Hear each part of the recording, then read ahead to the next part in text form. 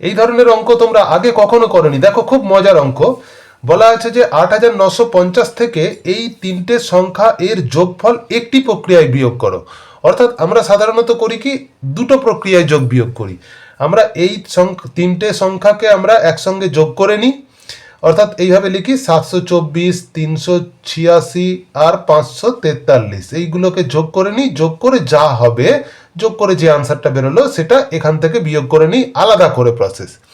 কিন্তু একটা প্রসেসের মধ্যে, একটা প্রক্রিয়া, এই যে বলেছে একটি প্রক্রিয়ায় বিয়োগ কর, অর্থাৎ একটা প্রক্রিয়ার মধ্যে যোগ বিয়োগ দুটো একসঙ্গে হবে। এরকম অঙ্ক খুব মজার, দেখে নাও তো কিভাবে করছি। তো আগে কি করব, তাহলে এই তিনটে সংখ্যাকে আমাকে যোগ করতে হবে আর বিয়োগ করতে হবে ওপরের সংখ্যা দিয়ে।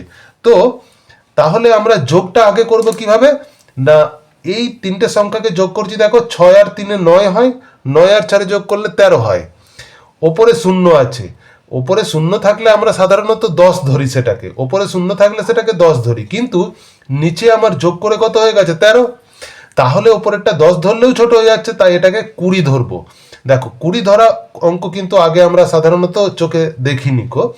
তো এখানে 20 ধরলাম, তো 13 থেকে 20 বিয়োগ করবো। এবার 13 থেকে 20 বিয়োগ করলে কত হয়, 7 হয়। তাহলে এই 13 থেকে 20 বিয়োগ করলে কত হবে, 7 হবে, 7 লিখবো। হাতে কত থাকে, সবসময় আমরা হাতে 1 রেখে দিই বিয়োগের সময়, কিন্তু এক্ষেত্রে যেহেতু 20 ধরেছি তাহলে হাতে থাকবে 2, হাতে থাকবে কত, 2 থাকবে।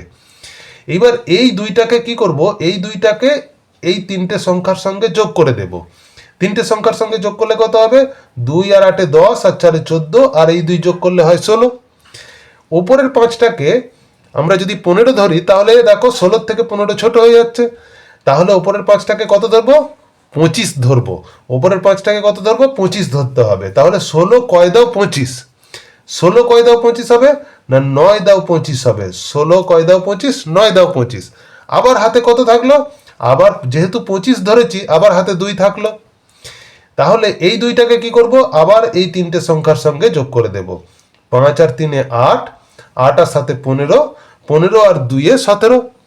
এইবার 17 কয় দাও, 9টাকে আমরা কি ধরবো, 19 ধরবো। 19 17 থেকে বেশি, তাহলে 17 কয় দাও 19 না, 2 দাও 19। 17 কয় দাও 19, 2 দাও 19। হাতে কত থাকবে, যেহেতু 19 ধরেছি তাহলে হাতে কত থাকবে, 1 থাকবে। হাতে কত থাকবে, 1 থাকবে। এই একটা দেখো এখানে যোগ করছিলাম আমরা, এখানে আর যেহেতু কোনো সংখ্যা নেই, তাহলে এই 1 থেকে, এই 8 থেকে 1টা বিয়োগ করে দেব। 8 থেকে 1 বিয়োগ করলে কত হয়, 7 হয়।